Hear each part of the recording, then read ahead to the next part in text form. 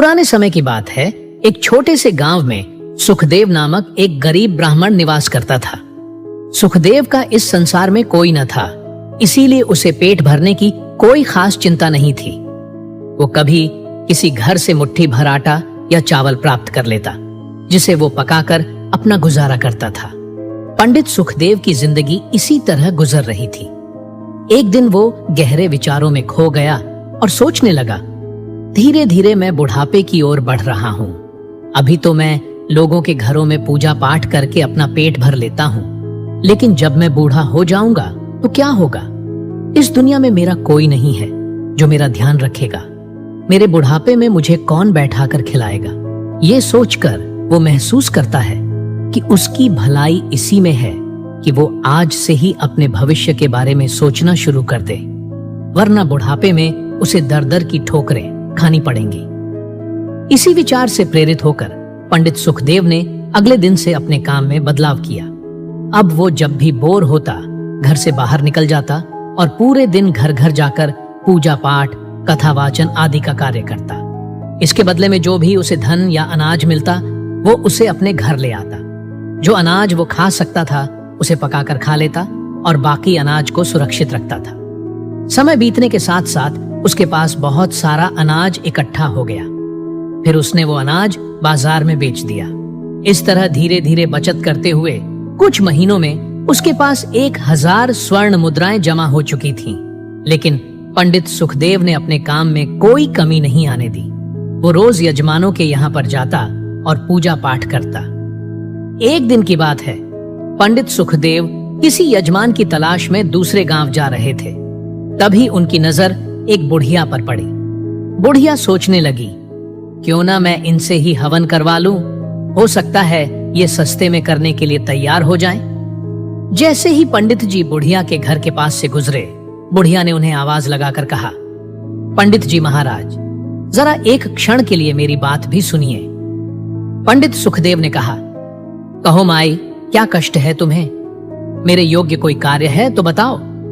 बुढ़िया बोली, पंडित जी, कुछ ही दिन पहले मेरी गाय मर गई थी। क्या आप उसकी आत्मा की शांति के लिए मेरे घर पूजा पाठ और हवन करवा सकते हैं? पंडित सुखदेव ने जवाब दिया, हाँ हाँ, क्यों नहीं। गौ माता की आत्मा की शांति के लिए पूजा पाठ करवाना मेरे लिए सौभाग्य की बात होगी, और फिर ये तो मेरे रोज का काम है। बुढ़िया बोली, लेकिन मैं आपको दान दक्षिणा में धन नहीं दे सकूंगी। पंडित सुखदेव मुस्कुराते हुए बोले, दान दक्षिणा की चिंता मत करो माई, जो भी खुशी से दोगी मैं स्वीकार कर लूंगा। बुढ़िया बोली, तो फिर ठीक है महाराज, पधारिए, ये शुभ कार्य आज ही कर दीजिए। मैं अभी पूजा पाठ और हवन के लिए आवश्यक वस्तुओं का प्रबंध कर देती हूँ। ये कहकर बुढ़िया ने सभी आवश्यक सामग्री का प्रबंध किया।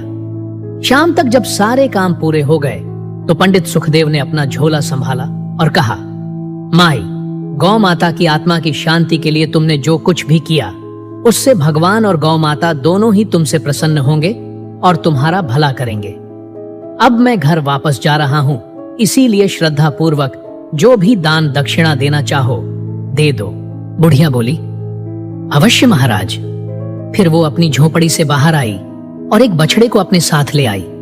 उसे पंडित जी की ओर बढ़ाते हुए बोली, आप दक्षिणा में इस बछड़े को ले जाइए महाराज।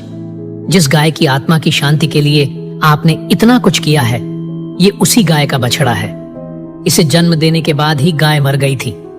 पंडित सुखदेव हैरान होकर बोले, ओह, लेकिन मैं इस बछड़े का क्या करूंगा माए? बुढ़िया ने उत्तर दिया, पंडित जी, आप इसे पालिए और पोसिए। बड़ा होकर ये एक दिन आपके काम आएगा। इसके अलावा मुझे दान दक्षिणा में देने के लिए कुछ नहीं है, और इसके खाने पीने का बोझ भी उठाना मेरे बस की बात नहीं है। मैं खुद अपना गुजारा नहीं कर सकती, अपना पेट नहीं भर सकती, तो इसका पेट कैसे भरूंगी? पंडित जी, मुझ गरीब की अवस्था पर दया कीजिए और कृपा करके इसे दक्षिणा में स्वीकार कर लीजिए। बुढ़िया की बात सुनकर पंडित सुखदेव सोच में पड़ गए। क्यों ना इसे स्वीकार कर लूं? मैं अकेला ही रहता हूं, ये बछड़ा साथ रहेगा तो इसकी देखभाल करने में मेरा मन भी लगा रहेगा। यजमान से थोड़ी बहुत घास फूस इसके लिए भी मांग लिया करूंगा। फिर वैसे भी जो चीज मिल रही है उसे हाथ से नहीं जाने देना चाहिए। बुढ़िया के पास इसके अलावा और कुछ है भी नहीं। पंडित जी बोले, माई, तुम श्रद्धा पूर्वक मुझे दक्षिणा में ये बछड़ा दे रही हो तो मैं इसे स्वीकार करता हूं। लाओ, इसकी रस्सी मुझे दे दो। बुढ़िया ने खुशी खुशी कहा, ईश्वर आपका भला करें पंडित जी। और फिर उसने बछड़े की रस्सी पंडित जी को दे दी। इस तरह पंडित सुखदेव उस बछड़े को लेकर अपने घर की ओर चल पड़ा। पंडित सुखदेव ने बछड़े को अपने घर में ले आकर उसी दिन से उसका पालन पोषण शुरू कर दिया। वो रोज किसी यजमान की तलाश में जाने से पहले बछड़े को कुछ चारा और पानी खिला जाया करता था और संध्या को लौटते समय कभी किसी से थोड़ी घास तो कभी किसी से थोड़ा भूसा ले आता था। क्योंकि गांव में घास और भूसे की कोई कमी नहीं थी, इसलिए कोई भी बछड़े के लिए चारा देने में आनाकानी नहीं करता था। इस तरह से बछड़े को खाने पीने की कोई कमी नहीं रही। समय बीतता गया और वो बछड़ा विशालकाय बैल बन चुका था। उस गांव में तो क्या आसपास के कई गांवों में भी उस बैल जैसा कोई और बैल नहीं था। गांव के लोग जब उस बैल को देखते तो आपस में बातें करते, वाह, पंडित जी के बैल का तो कोई मुकाबला नहीं है। एक व्यक्ति बोला, अरे भाई, होगा भी कैसे, हमारे पंडित जी ने इसे तो पालने पोषने में अपनी परवाह न कर इसे खिलाया पिलाया और उसकी देखभाल की जैसे ये उनका पुत्र हो। सुखदेव के बैल की चर्चा गांव के साहूकार के कानों तक भी पहुंच गई। साहूकार जो पशुओं की खरीद फरोख्त का काम करता था, उसके पास एक बहुत बड़ी पशुशाला थी जिसमें गाय, भैंस, ऊंट आदि के अलावा कई बैल भी थे। जब उसे ये पता चला कि सुखदेव के बैल का सानी पूरे गांव में तो क्या पूरे राज्य में नहीं है, तो उसने मन ही मन बैल को खरीदने का निश्चय कर लिया। वो सुखदेव के पास पहुंचा और बैल को खरीदने की बात कही, लेकिन सुखदेव ने ये कहकर मना कर दिया कि वो बैल को अपना पुत्र मानता है, इसलिए वो उसे नहीं बेचेगा। व्यापारी सेठ ने बैल की ऊंची कीमत देने की बात कही, लेकिन सुखदेव पर इसका कोई असर नहीं पड़ा। वो सुखदेव की बातों से अत्यंत क्रोधित हो गया और उसमें ईर्ष्या की भावना उत्पन्न होने लगी। सेठ तो वहां से चला गया, लेकिन उसने ठान लिया कि सुखदेव ने उसे बैल नहीं बेचा तो वो भी उस बैल को सुखदेव के पास नहीं रहने देगा। वो सुखदेव से बैल को अलग करने की योजना बनाने लगा। इस तरह वो व्यापारी एक दिन राज्य के राजा के दरबार में गया और राजा से कहने लगा, महाराज, आपकी गौशाला और पशुशाला में एक से बढ़कर एक गाय और बैल होंगे, लेकिन मेरे गांव में एक ब्राह्मण सुखदेव के पास जो बैल है उसका तो कहना ही क्या। इस तरह से उसने राजा को उस बैल को खरीदने के लिए प्रेरित किया। व्यापारी ये जानता था कि ब्राह्मण सुखदेव राजा को मना नहीं कर सकेगा, इसीलिए सेठ की बातों से प्रभावित होकर राजा ने सुखदेव को दरबार में बुलवाया और उसका बैल खरीदने की बात कही। परंतु सुखदेव ने किसी भी कीमत पर बैल बेचने से मना कर दिया। फिर क्या था, राजा को इस पर क्रोध आ गया। राजा ने तुरंत अपने सैनिकों को आदेश दिया कि बैल को लाकर उसकी पशुशाला में बांध दिया जाए। राजा के आदेश का पालन किया गया और सुखदेव से उसका बैल बलपूर्वक छीनकर राजा की पशुशाला में बांध दिया गया। जब राजा स्वयं पशुशाला में बैल को देखने आया तो वो आश्चर्यचकित हो गया। उसने सचमुच ऐसा सुंदर और बलवान बैल आज तक नहीं देखा था। उसने अपने सेवकों को आदेश दिया कि बैल का पूरा ध्यान रखा जाए, विशेष रूप से उसके खाने पीने का ख्याल रखा जाए।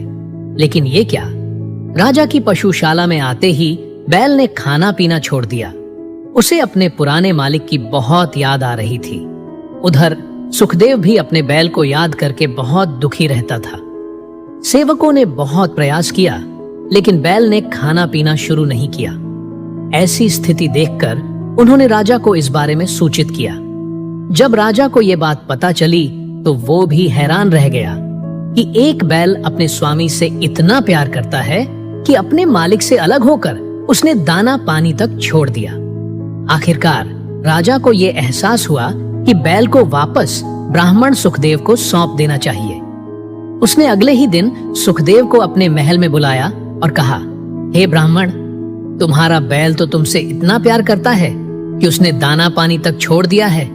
मैं तुम दोनों के प्रेम में बाधा नहीं बनूंगा, इसलिए तुम अपना बैल वापस ले जाओ। राजा की बात सुनकर सुखदेव खुशी से झूम उठा और राजा को धन्यवाद देने लगा। सुखदेव अपने बैल को वापस पाकर बहुत खुश था और बैल को लेकर वह अपने गांव की ओर लौट आया। बैल भी अपने मालिक के पास आकर बहुत प्रसन्न था और उसने फिर से दाना पानी खाना शुरू कर दिया। अब सुखदेव और उसके बैल के चर्चे और भी ज्यादा होने लगे। लोग उनका प्रेम देखकर कहते, भाई लगता है कि दोनों का पिछले जन्म का साथ है। व्यापारी सेठ को जब इस बात का पता चला कि उसकी योजना असफल हो गई है और सुखदेव को उसका बैल वापस मिल गया है, तो वो मन ही मन कुढ़ने लगा। एक दिन सुबह जब सुखदेव अपने बैल को चारा डाल रहा था, तो अचानक उसे सुनाई दिया, मालिक, आप मेरा इतना ख्याल रखते हैं, इसलिए मैं आपके कष्ट दूर करना चाहता हूं। ये सुनकर सुखदेव कुछ ठिठक सा गया। ये तो उसका बैल ही था जो मनुष्य की बोली बोल रहा था। बैल ने फिर से कहा, हैरान मत हो मालिक, मैं कोई साधारण बैल नहीं हूं, इसलिए मनुष्यों की बोली बोल सकता हूं, लेकिन मेरी आवाज केवल आपको ही सुनाई देगी। सुखदेव ने पूछा, अच्छा तो तुम कौन हो? बैल बोला, वो मैं आपको सही वक्त आने पर बताऊंगा। फिलहाल मैं आपके कष्टों को दूर करने का एक उपाय बताऊंगा। आप वही करें जो मैं कहूंगा, इससे आपके धन की समस्या का हल हो जाएगा। फिर बैल धीरे धीरे सुखदेव को समझाने लगा। सब कुछ समझने के बाद सुखदेव बोला, योजना तो तुम्हारी अच्छी है, परंतु कहीं ऐसा ना हो कि मैं इसमें खुद ही फंस जाऊं।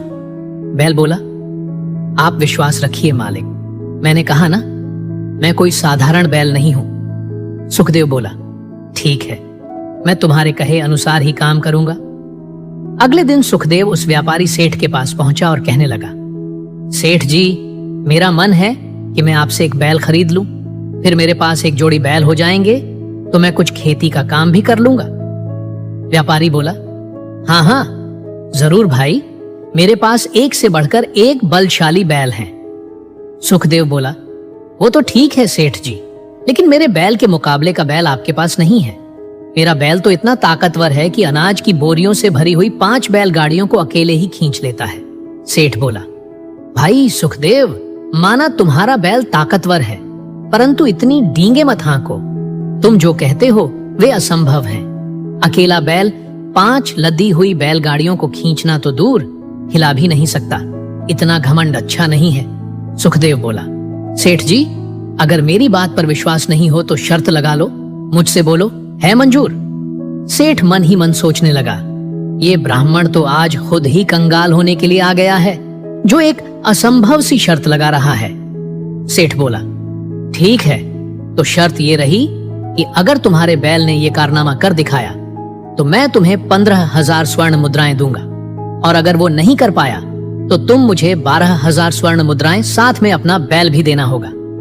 बोलो, मंजूर है? सुखदेव बोला, ठीक है, तो शर्त पक्की हुई। 2 दिन बाद पूरे गांव के सामने ये कारनामा करके दिखाएगा। अगले 2 दिनों में पूरे गांव में ये बात फैल चुकी थी। ठीक 2 दिन बाद एक खुले मैदान में अनाज से भरी हुई बैलगाड़ियां लाई गईं। सभी बैलगाड़ियों को एक के पीछे एक जोड़ दिया गया और सुखदेव के बैल को उनकी आगे जोड़ दिया गया। लोगों की भीड़ ये कारनामा देखने के लिए बड़ी उत्सुक हो रही थी। सभी की आंखें बैल पर गड़ी हुई थीं। बैल ने जोर लगाना शुरू किया, परंतु गाड़ियां अपनी जगह से टस से मस न हुई। ये देखकर सेठ मन ही मन बहुत खुश हुआ। अभी कुछ ही क्षण बीते थे कि बैल ने एक बार फिर से पूरी ताकत लगाई। इस बार तो जैसे चमत्कार ही हो गया। बैल ने 5 गाड़ियों को खींचा और एक कोस दूर तक खींच कर ले गया। ये देखकर लोगों ने तो दांतों तले उंगलियां दबा ली। सभी बैल की ताकत की वाहवाही करने लगे। सभी लोगों के सामने सेठ ने बड़े ही दुखी मन से 15,000 स्वर्ण मुद्राएं सुखदेव को दे दी। स्वर्ण मुद्राओं की थैली लेकर सुखदेव अपने घर पर आ गया, परंतु मन ही मन सेठ को बड़ा ही क्रोध आ रहा था। उसी रात को सेठ अपने कुछ लठैतों के साथ सुखदेव के आंगन में आ पहुंचा और वे लोग बैल को डंडों से पीटने लगे। शोर सुनकर सुखदेव जब बाहर आया तो उसने देखा कि सभी लठैत और सेठ जमीन पर घायल पड़े हुए थे। सुखदेव ने समझ लिया कि उसके बैल ने इन सबको ऐसा सबक सिखाया है कि उनमें पूरी तरह से सुधार हो गया है और उसने अपने सींगों से इनका बुरा हाल कर दिया है। वे लोग हाँफते हुए वहां से भाग गए। सुखदेव ने प्यार से अपने बैल के सिर पर हाथ फेरा और कहा, बेटा, अब मुझे सच्चाई बताओ, तुम कौन हो? बैल ने उत्तर दिया, मालिक, आज मैं आपको सारी सच्चाई बताता हूं, आप ध्यान से सुनिए।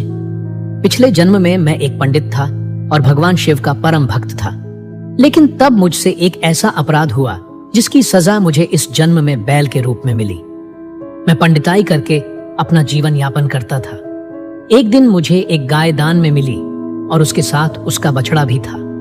मैंने गाय को बड़े प्यार से पाला और उसका दूध हमारे परिवार का पोषण करता था, लेकिन मैं उसके बछड़े के प्रति अच्छा नहीं था।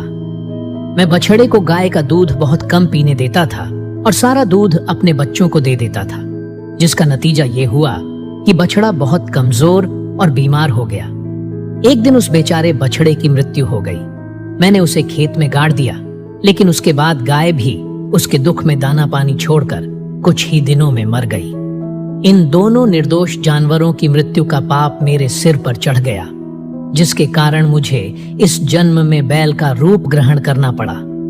आगे की कहानी तो आप जानते ही हैं।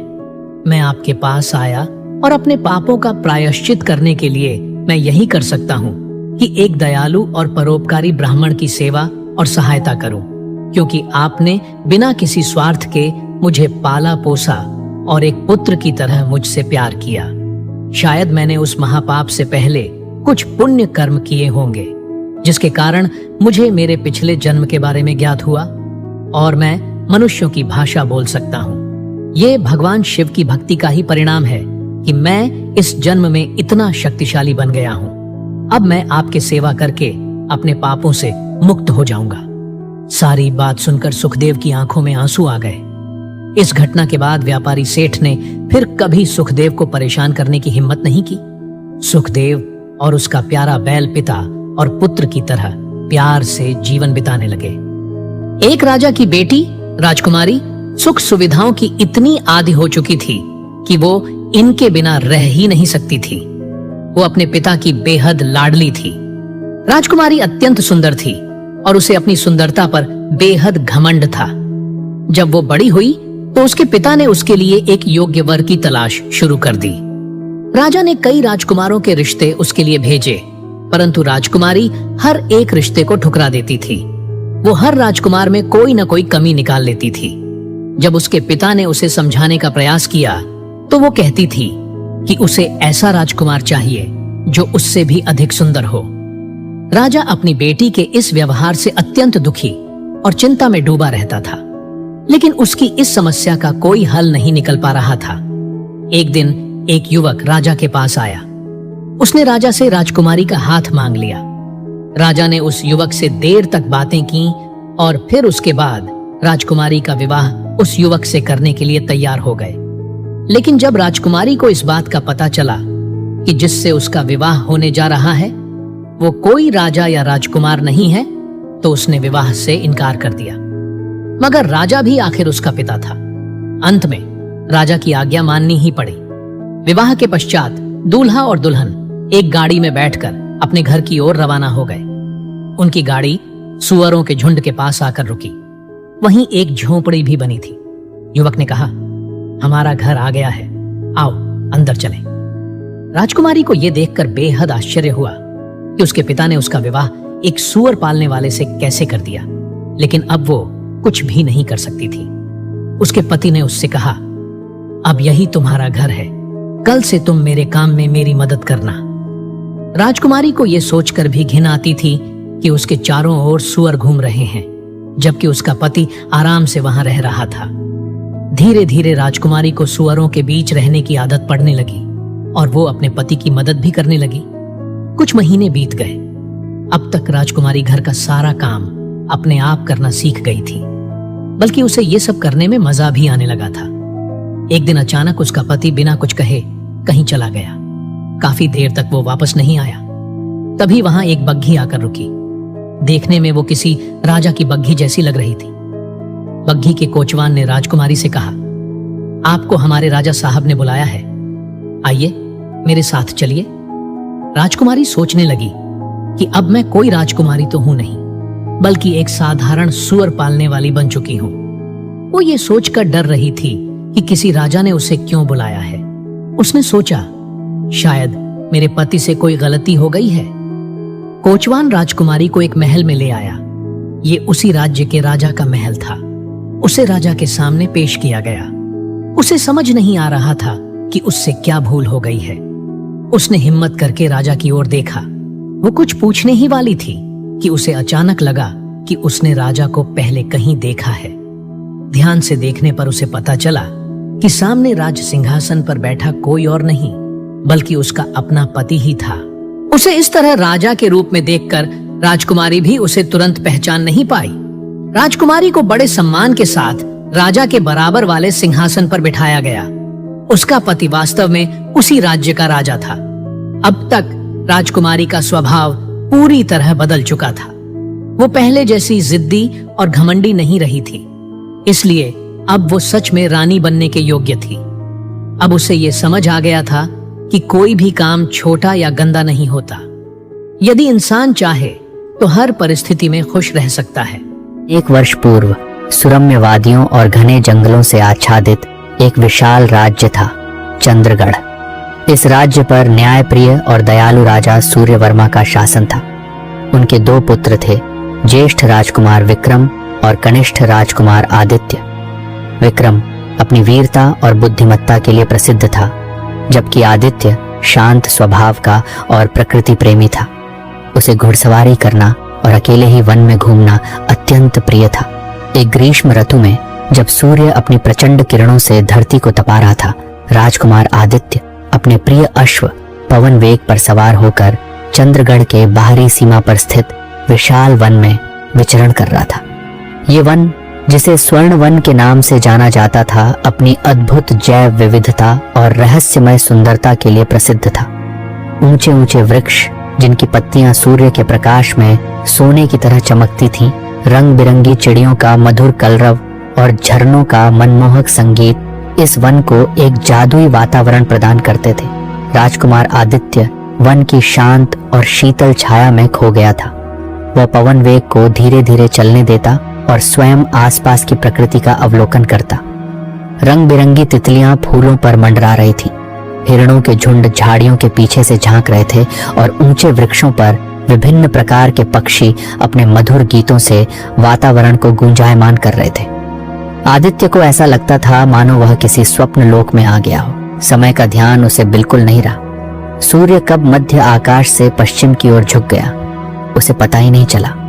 जब उसने आकाश की ओर देखा तो उसे एहसास हुआ कि संध्या होने वाली है और उसे अब महल की ओर लौटना चाहिए।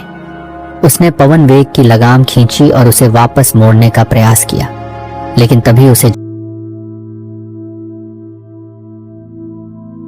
झात हुआ कि वह रास्ता भटक गया है। चारों ओर घने वृक्ष और धुंधल का छा रहा था। परिचित रास्ते कहीं दिखाई नहीं दे रहे थे। राजकुमार आदित्य ने कई बार दिशा बदलने की कोशिश की, लेकिन हर बार वह खुद को और भी घने जंगल में पाता। धीरे धीरे उसके मन में चिंता बढ़ने लगी। उसने कभी इस वन के इतने गहरे भाग में प्रवेश नहीं किया था और अब उसे समझ नहीं आ रहा था कि महल का रास्ता कैसे खोजा जाए। रात घनी होती जा रही थी और जंगल में अजीब अजीब सी आवाजें आने लगी थी। जानवरों की डरावनी दहाड़ और पत्तियों की सरसराहट से आदित्य का मन भय से भर गया। उसने पवन वेग को एक जगह पर रोका और चारों ओर ध्यान से देखने लगा। उसे दूर कहीं एक हल्की सी रोशनी टिमटिमाती हुई दिखाई दी। आशा की एक किरण उसके मन में जगी। उसने पवन वेग को उस दिशा में मोड़ा और सावधानी पूर्वक आगे बढ़ने लगा। घने पेड़ों और झाड़ियों के बीच से रास्ता बनाते हुए वह धीरे धीरे उस रोशनी के करीब पहुंचने लगा। जैसे जैसे वह पास पहुंचा, रोशनी और तेज होती गई और उसे एक छोटा सा कुटिया दिखाई दिया। ये कुटिया वन के मध्य में एक छोटे से खुले स्थान पर बना हुआ था। कुटिया के चारों ओर रंग बिरंगे फूल खिले हुए थे और एक छोटा सा झरना कुटिया के पीछे से बह रहा था। वातावरण शांत और सुरम्य था, बिल्कुल विपरीत उस भयावहता के जो उसने थोड़ी देर पहले अनुभव की थी। राजकुमार आदित्य ने पवन वेग को कुटिया के पास रोका और नीचे उतर गया। उसने कुटिया के दरवाजे पर धीरे से दस्तक दी। कुछ क्षणों तक कोई उत्तर नहीं आया। फिर दरवाजा धीरे धीरे खुला। दरवाजे पर एक अद्भुत स्त्री खड़ी थी। उसकी सुंदरता अलौकिक थी। उसके लंबे रेशमी बाल रात के आकाश की तरह काले थे और उसकी आंखें तारों की तरह चमक रही थीं।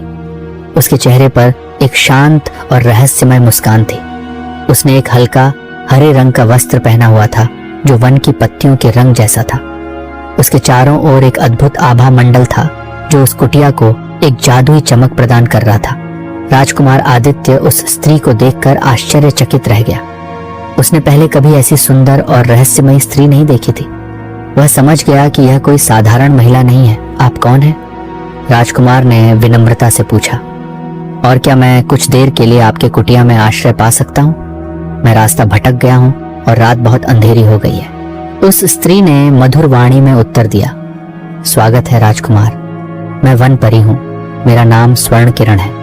आप निश्चिंत होकर मेरी कुटिया में विश्राम कर सकते हैं। यह वन आपके लिए अभी सुरक्षित नहीं है। राजकुमार आदित्य स्वर्ण किरण का नाम सुनकर और भी आश्चर्यचकित हुआ। उसने वन परियों की कहानियां तो सुनी थी, लेकिन कभी सोचा नहीं था कि वह वास्तव में किसी वन परी से मिलेगा। स्वर्ण किरण ने राजकुमार को अंदर आने का संकेत दिया। कुटिया अंदर से बाहर जितनी छोटी दिख रही थी, उससे कहीं अधिक आरामदायक और सुंदर थी। दीवारों पर रंग बिरंगे फूलों और पत्तियों की चित्रकारी थी और कमरे के मध्य में एक छोटा सा अग्नि कुंड जल रहा था जो कमरे को गर्म और प्रकाशित कर रहा था। स्वर्ण किरण ने राजकुमार को बैठने के लिए एक मुलायम आसन दिया और उसे झरने का शीतल जल पीने के लिए दिया। राजकुमार उस अद्भुत परी के आतिथ्य से बहुत प्रभावित हुआ। धन्यवाद स्वर्ण किरण, राजकुमार ने कहा। आपका हृदय बहुत दयालु है। मैं राजकुमार आदित्य हूँ और मैं शिकार करते हुए इस वन में भटक गया था। स्वर्ण किरण ने शांत भाव से कहा। मैं जानती हूँ राजकुमार, इस वन में भटकना आसान है, खासकर जब रात हो जाती है। आप थके हुए लग रहे हैं, कुछ देर विश्राम कीजिए। राजकुमार आदित्य वास्तव में बहुत थका हुआ था। दिन भर की घुड़सवारी और फिर रास्ता भटक जाने की चिंता ने उसे बुरी तरह थका दिया था। वह स्वर्ण किरण के मधुर और शांत स्वभाव से बहुत प्रभावित हुआ था और उसके पास बैठकर उसे एक अद्भुत शांति का अनुभव हो रहा था। कुछ देर बाद स्वर्ण किरण ने राजकुमार के लिए कुछ फल और जड़ी बूटियों से बना एक स्वादिष्ट भोजन परोसा। भोजन इतना स्वादिष्ट था कि राजकुमार ने पहले कभी ऐसा स्वाद नहीं चखा था। भोजन करने के बाद उसे बहुत अच्छा महसूस हुआ। स्वर्ण किरण, राजकुमार ने कहा, मैं आपका बहुत आभारी हूँ। आपने मेरी बहुत सहायता की है। क्या आप मुझे सुबह महल का रास्ता बता सकती हैं? स्वर्ण किरण ने मुस्कुराते हुए कहा, निश्चित रूप से राजकुमार। सुबह मैं आपको वन के उस मार्ग पर ले जाऊंगी जो सीधे चंद्रगढ़ की ओर जाता है, लेकिन अभी रात बहुत गहरी है। आप यहीं विश्राम कीजिए। राजकुमार आदित्य ने स्वर्ण किरण के आतिथ्य को स्वीकार किया और कुटिया में ही एक आरामदायक बिस्तर पर सो गया। उसे ऐसा लग रहा था जैसे वह किसी सुरक्षित और जादुई स्थान पर हो। रात भर उसे कोई बुरा सपना नहीं आया और वह गहरी नींद में सोया रहा। जब सुबह हुई तो सूर्य की सुनहरी किरणें वन के वृक्षों से छनकर कुटिया के अंदर आ रही थी। राजकुमार आदित्य की नींद खुली तो उसने देखा कि स्वर्ण किरण उसके लिए ताजा फल और वन के फूलों से बनी चाय लेकर खड़ी है। शुभ प्रभात राजकुमार, स्वर्ण किरण ने मधुर स्वर में कहा। आपकी नींद कैसी रही? बहुत अच्छी स्वर्ण किरण, राजकुमार ने उत्तर दिया। मैंने बहुत समय बाद इतनी शांति से सोया हूं। आपका धन्यवाद। दोनों ने साथ में नाश्ता किया और फिर स्वर्ण किरण राजकुमार को वन के रास्ते दिखाने के लिए तैयार हो गई। पवन वेग भी कुटिया के बाहर उनका इंतजार कर रहा था। स्वर्ण किरण ने राजकुमार को वन के एक ऐसे गुप्त मार्ग से ले जाना शुरू किया जिसे राजकुमार पहले कभी नहीं जानता था। ये मार्ग घने पेड़ों और रंग बिरंगे फूलों की झाड़ियों से घिरा हुआ था। रास्ते भर स्वर्ण किरण ने राजकुमार को वन के अद्भुत रहस्य और यहाँ रहने वाले विभिन्न प्रकार के जीव जंतुओं और पेड़ पौधों के बारे में बताया। उसकी बातें इतनी रोचक थीं कि राजकुमार मंत्रमुग्ध होकर सुनता रहा। चलते चलते वे एक ऐसे स्थान पर पहुंचे जहां एक प्राचीन वृक्ष खड़ा था। इस वृक्ष की शाखाएं आकाश की ओर फैली हुई थीं और इसकी जड़ें धरती में बहुत गहरी थीं। वृक्ष के तने पर कुछ रहस्यमय चिन्ह खुदे हुए थे। यह स्वर्ण वृक्ष है राजकुमार, स्वर्ण किरण ने कहा। यह इस वन का सबसे प्राचीन वृक्ष है और इसमें अद्भुत शक्तियां निहित हैं। राजकुमार आदित्य ने उस विशाल वृक्ष को आश्चर्य से देखा। उसे ऐसा लग रहा था जैसे यह वृक्ष स्वयं कोई कहानी कह रहा हो। कुछ और देर चलने के बाद स्वर्ण किरण ने राजकुमार को एक ऐसे स्थान पर पहुंचाया जहां से चंद्रगढ़ का महल दूर क्षितिज पर दिखाई दे रहा था। यहां से सीधा रास्ता महल की ओर जाता है राजकुमार, स्वर्ण किरण ने कहा। अब आपको कोई कठिनाई नहीं होगी। राजकुमार आदित्य ने स्वर्ण किरण की ओर कृतज्ञता से देखा। स्वर्ण किरण, मैं आपका जितना भी धन्यवाद करूं वह कम है। आपने न केवल मुझे आश्रय दिया बल्कि मुझे इस अद्भुत वन के बारे में भी बहुत कुछ बताया। क्या मैं आपसे फिर मिल सकता हूं? स्वर्ण किरण ने एक रहस्यमय मुस्कान के साथ कहा। समय आने पर हम अवश्य मिलेंगे राजकुमार। अभी आपको अपने महल लौटना चाहिए। आपके परिवार वाले आपकी प्रतीक्षा कर रहे होंगे। राजकुमार आदित्य समझ गया कि स्वर्ण किरण उससे क्या कहना चाहती है। उसने पवन वेग पर सवार होकर महल की ओर प्रस्थान किया। उसके मन में स्वर्ण किरण और उस रहस्यमय वन की यादें हमेशा के लिए बस गईं। जब राजकुमार आदित्य महल पहुंचा तो उसके परिवार वाले उसे देखकर बहुत प्रसन्न हुए। राजा सूर्यवर्मा और रानी चंद्रिका अपने पुत्र को सकुशल देखकर भावुक हो गए थे।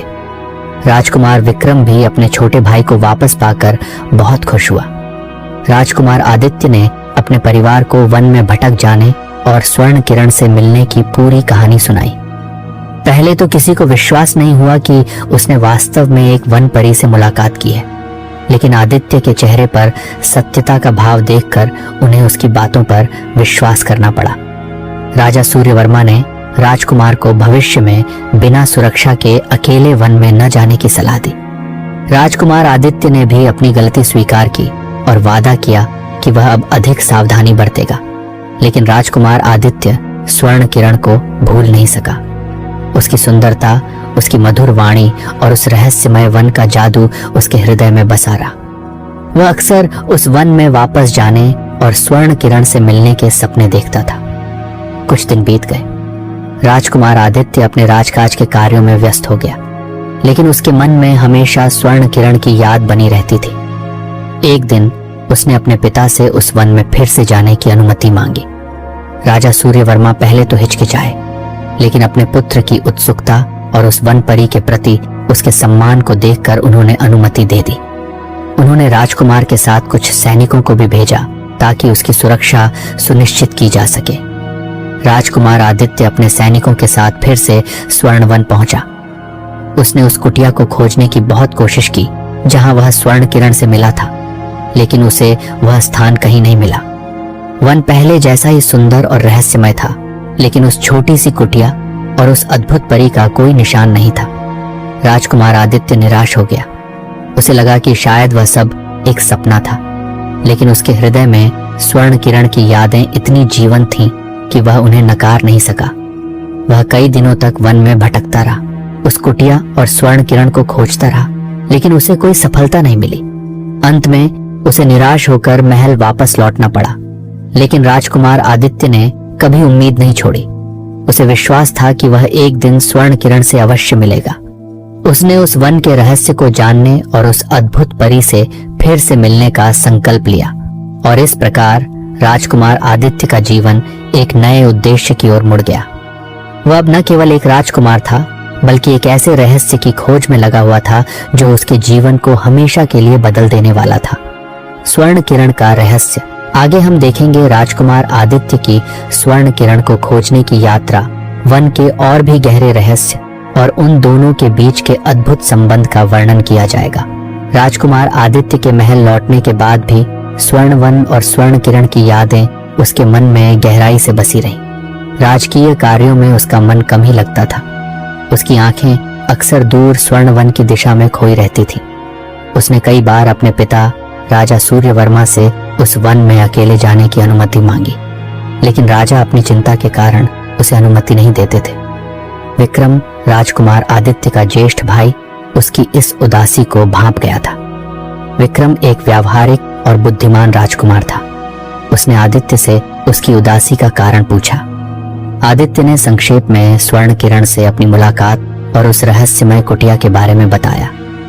विक्रम ने ध्यान से उसकी बात सुनी, लेकिन उसके चेहरे पर संदेह के भाव थे।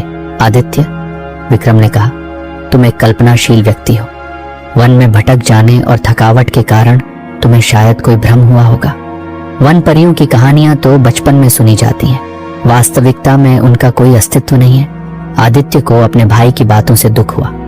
वह जानता था कि उसने जो देखा और महसूस किया वह सच था। स्वर्ण किरण की अलौकिक सुंदरता और उस कुटिया का जादुई वातावरण कोई भ्रम नहीं हो सकता था।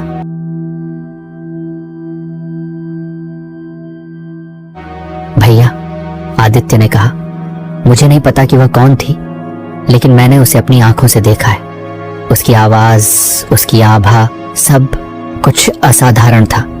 और उस कुटिया का वातावरण वह इस दुनिया का नहीं लग रहा था। विक्रम ने आदित्य को शांत करने की कोशिश की, लेकिन वह जानता था कि उसके भाई के मन में यह बात गहराई तक घर कर गई है। उसने राजा सूर्यवर्मा से बात की और सुझाव दिया कि आदित्य के मन को शांति मिले।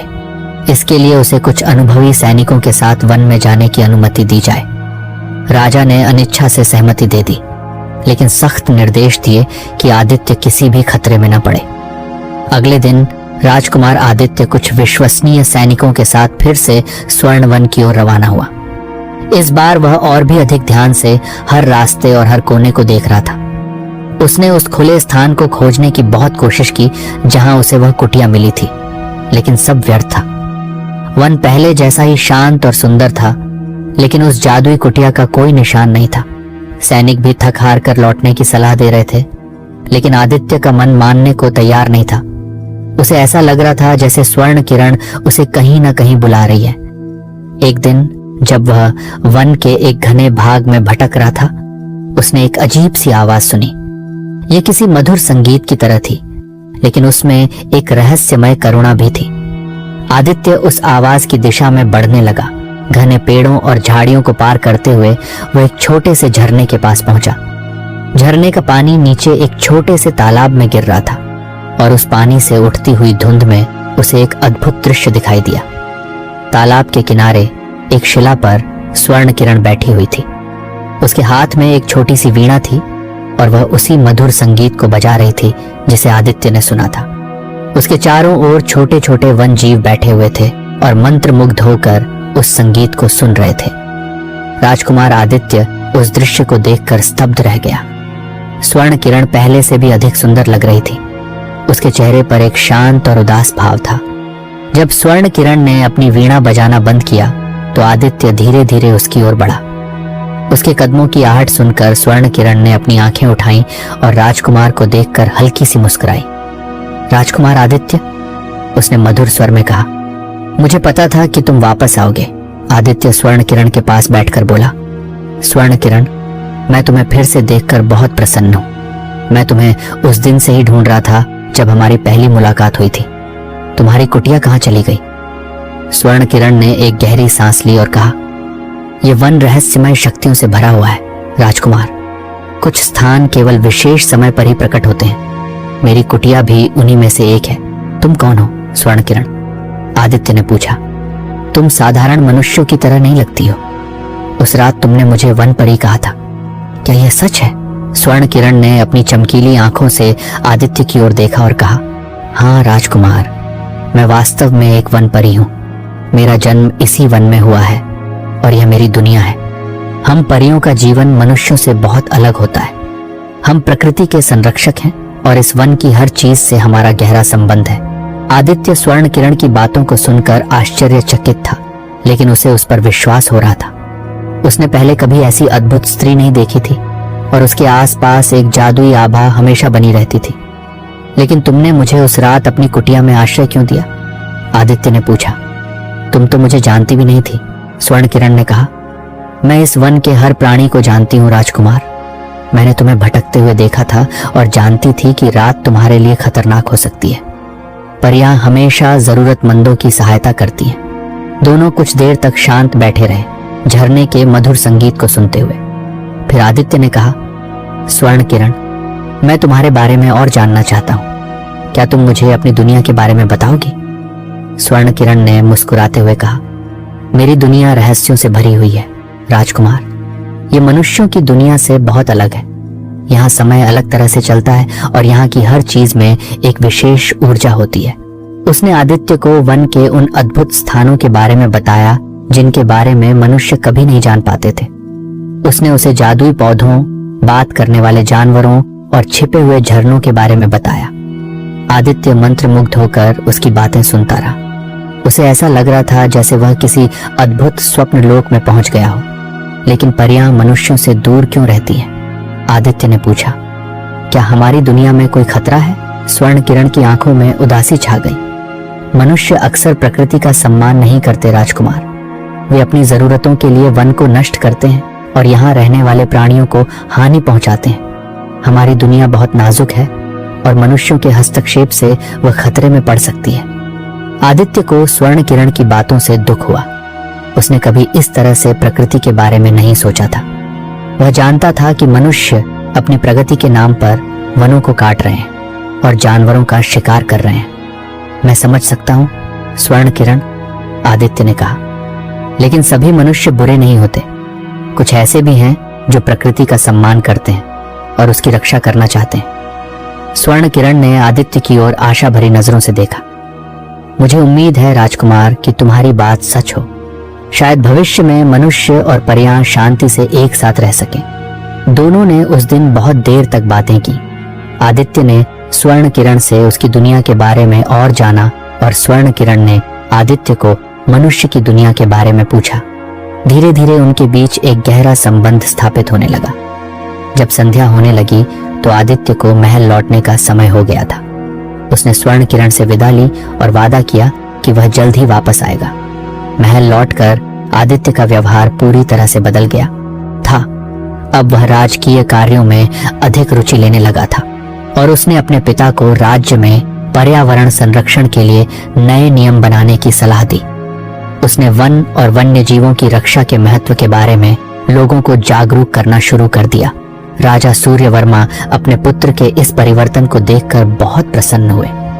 उन्हें लगा कि स्वर्ण वन की यात्रा ने आदित्य को एक नई दिशा दी है। आदित्य अक्सर गुप्त रूप से स्वर्ण वन जाता और स्वर्ण किरण से मिलता। वे दोनों वन के विभिन्न हिस्सों में घूमते, प्रकृति के रहस्यों को जानते और एक दूसरे के साथ अपने विचारों और भावनाओं को साझा करते। धीरे धीरे उनकी मित्रता गहरी होती गई और ये कब प्रेम में बदल गई उन्हें पता ही नहीं चला। आदित्य को स्वर्ण किरण की सुंदरता, उसकी बुद्धिमत्ता और प्रकृति के प्रति उसके गहरे प्रेम से प्यार हो गया था। स्वर्ण किरण भी आदित्य के दयालु हृदय, उसके सम्मानजनक व्यवहार और प्रकृति के प्रति उसके बढ़ते हुए लगाव से प्रभावित थी। लेकिन उनका यह प्रेम एक रहस्य था। आदित्य जानता था कि एक राजकुमार और एक वन परी का संबंध आसान नहीं होगा। मनुष्य और परियों की दुनिया बहुत अलग थी और समाज इसे कभी स्वीकार नहीं करेगा। एक दिन जब आदित्य स्वर्ण किरण से मिलने वन गया तो उसने उसे बहुत उदास पाया। उसकी आंखों में आंसू थे और वह बहुत परेशान लग रही थी। स्वर्ण किरण, क्या हुआ? आदित्य ने चिंतित होकर पूछा। तुम इतनी उदास क्यों हो? स्वर्ण किरण ने रोते हुए कहा। राजकुमार, हमारे वन पर एक बड़ा खतरा मंडरा रहा है। मनुष्य इस वन के एक बड़े हिस्से को काटकर एक नई बस्ती बनाने की योजना बना रहे हैं। अगर ऐसा हुआ तो हमारे घर नष्ट हो जाएंगे और यहाँ रहने वाले सभी प्राणी बेघर हो जाएंगे। आदित्य स्वर्ण किरण की बात सुनकर बहुत दुखी हुआ। वह जानता था कि मनुष्य अपनी जरूरतों के लिए प्रकृति का कितना नुकसान कर सकते हैं। हमें कुछ करना होगा स्वर्ण किरण, आदित्य ने कहा। मैं अपने पिता से बात करूंगा और उन्हें इस वन को बचाने के लिए हर संभव प्रयास करने के लिए कहूंगा। स्वर्ण किरण ने आदित्य की ओर आशा भरी नजरों से देखा। क्या तुम सच में हमारी मदद करोगे राजकुमार? हाँ स्वर्ण किरण, आदित्य ने दृढ़ता से कहा। यह वन सिर्फ तुम्हारा घर नहीं है, यह हमारी पृथ्वी का एक महत्वपूर्ण हिस्सा है और हमें इसे बचाना होगा। आदित्य तुरंत महल लौटा और अपने पिता राजा सूर्यवर्मा को वन के खतरे के बारे में बताया। राजा पहले तो इस बात पर विश्वास नहीं कर रहे थे कि मनुष्य स्वर्ण वन को नष्ट करने की योजना बना रहे हैं, लेकिन जब आदित्य ने उन्हें विस्तार से सब कुछ बताया तो उन्हें चिंता हुई। राजा सूर्यवर्मा एक न्यायप्रिय शासक थे और वे हमेशा अपनी प्रजा और अपने राज्य की संपत्ति की रक्षा करते थे। उन्होंने तुरंत अपने मंत्रियों और सलाहकारों को बुलाया और इस मामले पर विचार विमर्श किया। कुछ मंत्रियों ने राजा को सलाह दी कि वे उस बस्ती के निर्माण को मंजूरी दे दें, क्योंकि इससे राज्य की अर्थव्यवस्था को लाभ होगा। लेकिन आदित्य ने राजा को समझाया कि स्वर्ण वन का विनाश दीर्घकालिक रूप से राज्य के लिए कितना हानिकारक हो सकता है। उसने उन्हें वन के पर्यावरणीय महत्व और वहां रहने वाले प्राणियों के बारे में बताया। राजा सूर्यवर्मा आदित्य की बातों से प्रभावित हुए। उन्होंने अपने विवेक का इस्तेमाल किया और यह निर्णय लिया कि स्वर्ण वन को किसी भी कीमत पर बचाया जाना चाहिए। उन्होंने तुरंत उस बस्ती के निर्माण की योजना को रद्द कर दिया और वन की सुरक्षा के लिए कड़े नियम लागू कर दिए। स्वर्ण किरण और वन के सभी प्राणियों को जब यह खबर मिली तो वे बहुत प्रसन्न हुए। स्वर्ण किरण ने आदित्य से मिलकर उसे धन्यवाद दिया। तुमने हमारी जान बचाई राजकुमार, स्वर्ण किरण ने कहा। मैं और यह वन हमेशा तुम्हारे आभारी रहेंगे। आदित्य ने स्वर्ण किरण का हाथ पकड़ा और कहा, यह मेरा भी कर्तव्य था स्वर्ण किरण। यह वन सिर्फ तुम्हारा नहीं, हम सबका है। इस घटना के बाद आदित्य और स्वर्ण किरण का संबंध और भी मजबूत हो गया। उन्होंने महसूस किया कि वे एक दूसरे के बिना नहीं रह सकते, लेकिन उनका प्रेम अभी भी एक रहस्य था जिसे वे दुनिया से छिपा कर रख रहे थे। एक दिन स्वर्ण किरण ने आदित्य से कहा, राजकुमार, हमारा साथ रहना आसान नहीं है। हमारी दुनिया अलग है और हमारे जीवन के रास्ते भी अलग हैं। क्या तुम इस मुश्किल को स्वीकार करने के लिए तैयार हो? आदित्य ने बिना किसी हिचकिचाहट के उत्तर दिया, स्वर्ण किरण, मैं तुमसे प्यार करता हूं और तुम्हारे साथ रहने के लिए मैं किसी भी मुश्किल का सामना करने को तैयार हूं। स्वर्ण किरण की आंखों में आंसू आ गए। ये खुशी के आंसू थे। उसने आदित्य को गले लगा लिया और कहा, मैं भी तुमसे प्यार करती हूं आदित्य, और मैं तुम्हारे साथ रहने के लिए हर संभव प्रयास करूंगी। लेकिन उनकी राह अभी भी आसान नहीं थी। उन्हें अपनी दुनिया और अपने प्यार के बीच संतुलन बनाना था और समाज के विरोध का सामना करना था। आदित्य और स्वर्ण किरण का प्रेम गहरा होता गया, लेकिन उनका रिश्ता अभी भी एक नाजुक डोर पर टिका था। उन्हें अपनी अपनी दुनिया की सीमाओं और सामाजिक बंधनों का सामना करना पड़ रहा था। आदित्य जानता था कि एक राजकुमार का एक वन परी से विवाह करना चंद्रगढ़ के इतिहास में कभी नहीं हुआ था और शायद ही कोई इसे स्वीकार करेगा। वहीं स्वर्ण किरण भी जानती थी कि परियों का संसार मनुष्यों से कितना अलग है और इस मिलन के क्या परिणाम हो सकते हैं। उन्होंने गुप्त रूप से मिलना जारी रखा, वन के शांत और सुरक्षित कोनों में एक दूसरे के साथ समय बिताया। वे अपनी अपनी दुनिया की कहानियां साझा करते, एक दूसरे के रीति रिवाजों और परंपराओं को समझने की कोशिश करते। आदित्य ने स्वर्ण किरण को महल के जीवन और अपनी जिम्मेदारियों के बारे में बताया, जबकि स्वर्ण किरण ने उसे परियों के जादुई संसार, प्रकृति के रहस्य और वन के प्राचीन ज्ञान से अवगत कराया। धीरे धीरे आदित्य में प्रकृति के प्रति और अधिक सम्मान और समझ विकसित हुई। वह वन की हर पत्ती, हर झरने और हर जीव जंतु को महत्व देने लगा। उसने अपने पिता को राज्य में पर्यावरण संरक्षण के लिए और भी कड़े नियम लागू करने के लिए प्रेरित किया और लोगों को प्रकृति के साथ सद्भाव में रहने के महत्व के बारे में शिक्षित करने का प्रयास किया। स्वर्ण किरण भी आदित्य के साथ रहकर मानवीय भावनाओं और रिश्तों की गहराई को समझने लगी। उसने जाना कि प्रेम, करुणा और कर्तव्य निष्ठा मनुष्य के जीवन में कितने महत्वपूर्ण होते हैं, लेकिन उनका यह सुखद संसार हमेशा के लिए नहीं रह सकता था। एक दिन जब आदित्य स्वर्ण वन में स्वर्ण किरण से मिलने गया तो उसने देखा कि वन में कुछ अजीब सी अशांति है। पेड़ों की पत्तियां मुरझाई हुई थी, पक्षियों का कलरव गायब था और हवा में एक अजीब सी उदासी छाई हुई थी। स्वर्ण किरण, क्या हो रहा है? आदित्य ने चिंतित होकर पूछा। वन में यह सब क्या है? स्वर्ण किरण की आंखें नम थीं।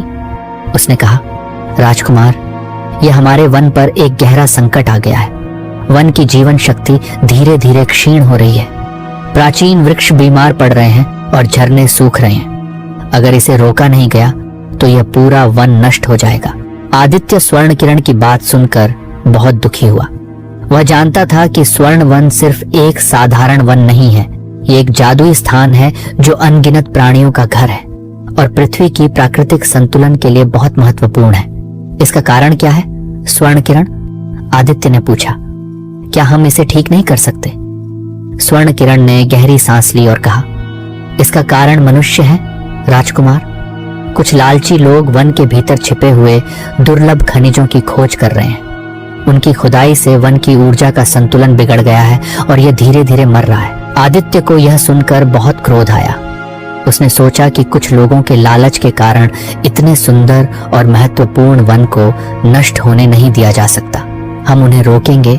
स्वर्ण किरण, आदित्य ने दृढ़ता से कहा, मैं अपने पिता से बात करूंगा और उन लोगों को पकड़कर दंडित करवाऊंगा जो इस वन को नुकसान पहुंचा रहे हैं। आदित्य तुरंत महल लौटा और राजा सूर्यवर्मा को वन के संकट के बारे में बताया। राजा यह सुनकर बहुत चिंतित हुए और उन्होंने तुरंत अपने सबसे भरोसेमंद सैनिकों को उन खनिकों को पकड़ने के लिए स्वर्ण वन भेजा। कुछ दिनों के भीतर सैनिकों ने उन लालची खनिकों को पकड़ लिया और उन्हें महल में लाया गया। राजा सूर्यवर्मा ने उन्हें उनके अपराधों के लिए कठोर दंड दिया और यह आदेश दिया कि भविष्य में कोई भी व्यक्ति वन की शांति और पर्यावरण को भंग करने की कोशिश न करे। लेकिन वन को हुए नुकसान की भरपाई करना आसान नहीं था। प्राचीन वृक्ष अभी भी बीमार थे और वन की ऊर्जा पहले जैसी नहीं रही थी। स्वर्ण किरण और अन्य परियां बहुत चिंतित थीं। एक दिन स्वर्ण किरण ने आदित्य से कहा, राजकुमार, वन को ठीक करने के लिए हमें कुछ विशेष करना होगा।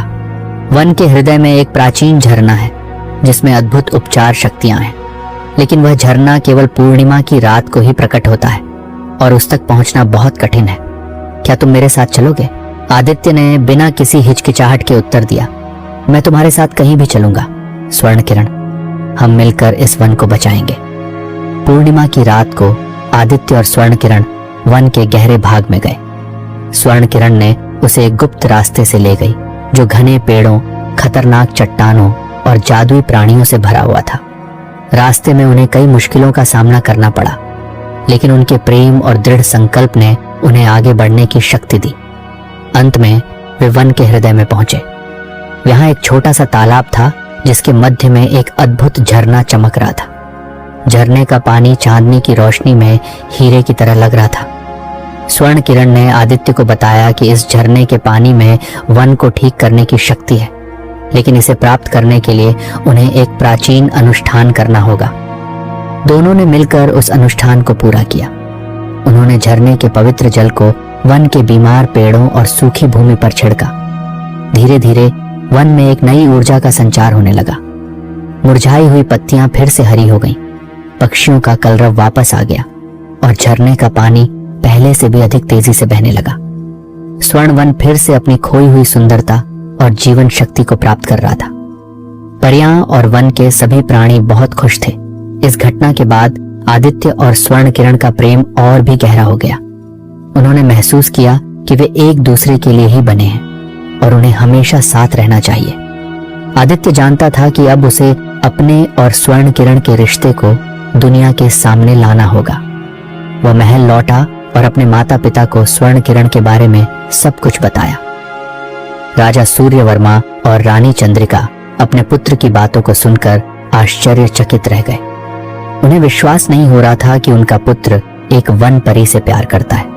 समाज के नियमों और परंपराओं को ध्यान में रखते हुए वे इस रिश्ते को स्वीकार करने में हिचकिचा रहे थे, लेकिन आदित्य ने अपने माता पिता को समझाया कि स्वर्ण किरण सिर्फ एक परी नहीं है, वह एक दयालु, बुद्धिमान और साहसी स्त्री है जो प्रकृति और सभी प्राणियों से प्रेम करती है। उसने उन्हें वन को बचाने में स्वर्ण किरण की भूमिका और उसके अद्भुत गुणों के बारे में बताया। आदित्य के प्रेम और दृढ़ विश्वास को देखकर राजा और रानी का हृदय पिघल गया। उन्होंने महसूस किया कि सच्चा प्रेम सभी बंधनों और सीमाओं से परे होता है। उन्होंने आदित्य और स्वर्ण किरण के रिश्ते को अपनी सहमति दे दी। यह खबर पूरे राज्य में फैल गई। कुछ लोगों ने इस अनोखे रिश्ते का विरोध किया, लेकिन बहुत से ऐसे भी थे जिन्होंने राजकुमार के प्रेम और स्वर्ण किरण की अच्छाई का सम्मान किया। एक शुभ दिन आदित्य और स्वर्ण किरण का खोई हुई जादुई छड़ी स्वर्णिम घाटी के हृदय में, जहां इंद्रधनुषी झरने संगीतमय धुनें गाते थे और फूलों की पंखुड़ियां हवा में नृत्य करती थीं, एक छोटी सी परी रहती थी, सुनैना। उसकी आंखें सुबह की ओस की बूंदों की तरह चमकती थीं और उसके पंख तितली के पंखों की तरह रंगीन और नाजुक थे। सुनैना कोई साधारण परी नहीं थी, वह स्वर्णिम घाटी की संरक्षक थी और उसकी शक्ति का स्रोत उसकी जादुई छड़ी थी। ज्योति किरण। ज्योति किरण कोई साधारण लकड़ी की छड़ी नहीं थी। यह प्राचीन चांदनी वृक्ष की एक शाखा से बनी थी, जिसके सिरे पर एक चमकीला नीलमणि जड़ा हुआ था। इस छड़ी में स्वर्णिम घाटी की सारी अच्छाई और जादू समाहित था। सुनैना इसका उपयोग फूलों को खिलाने, बीमार प्राणियों को ठीक करने और घाटी में शांति और सद्भाव बनाए रखने के लिए करती थी। एक सुहानी सुबह जब सुनैना घाटी के सबसे ऊंचे पर्वत शिखर पर बैठी सूर्योदय का आनंद ले रही थी, तभी एक शरारती हवा का झोंका आया। सुनैना अपनी मधुर तान में खोई हुई थी और उसे ध्यान नहीं रहा कि उसकी ज्योति किरण उसके पास ही एक चट्टान पर रखी है। जब हवा का झोंका शांत हुआ तो सुनैना ने अपनी छड़ी के लिए हाथ बढ़ाया, लेकिन वह वहां नहीं थी। उसका हृदय डर से कांप उठा। उसने चारों ओर देखा, हर झाड़ी, हर पत्थर के पीछे खोजा, लेकिन ज्योति किरण कहीं नहीं मिली। उसकी आंखों में आंसू आ गए। बिना अपनी जादुई छड़ी के वह असहाय महसूस कर रही थी। स्वर्णिम घाटी की सुरक्षा अब खतरे में थी। ओह मेरी प्यारी ज्योति किरण, तुम कहाँ हो? सुनैना विलाप करते हुए बोली। उसकी आवाज घाटी में गूंज उठी, लेकिन उसकी छड़ी ने कोई जवाब नहीं दिया। कुछ देर तक निराश होकर बैठने के बाद सुनैना ने एक गहरा सांस लिया। वे हार नहीं मान सकती थी। उसे अपनी छड़ी ढूंढनी ही होगी, न केवल अपनी शक्ति के लिए बल्कि अपनी प्यारी घाटी की सुरक्षा के लिए भी। उसने फैसला किया कि वह अपनी ज्योति किरण की खोज में निकलेगी। सबसे पहले सुनैना ने घाटी के बुद्धिमान बूढ़े वृक्ष वट बाबा से सलाह लेने का फैसला किया। वट बाबा सदियों से घाटी में खड़े थे और उन्होंने अनगिनत परियों को सलाह और मार्गदर्शन दिया था। सुनैना उड़कर वट बाबा के पास पहुंची, जिनकी जड़ें दूर दूर तक फैली हुई थीं और जिनकी घनी पत्तियां एक शांत आश्रय प्रदान करती थीं। वट बाबा प्रणाम, सुनैना ने विनम्रता से कहा। मैंने अपनी जादुई छड़ी ज्योति किरण खो दी है, क्या आप मेरी मदद कर सकते हैं? वट बाबा ने अपनी मोटी शाखाओं को हिलाया, जिससे पत्तों की मधुर सरसराहट हुई। उनकी आवाज, जो सदियों के ज्ञान से भरी थी, धीरे से गूंजी। शांत हो सुनैना, चिंता करने से तुम्हारी छड़ी वापस नहीं मिलेगी।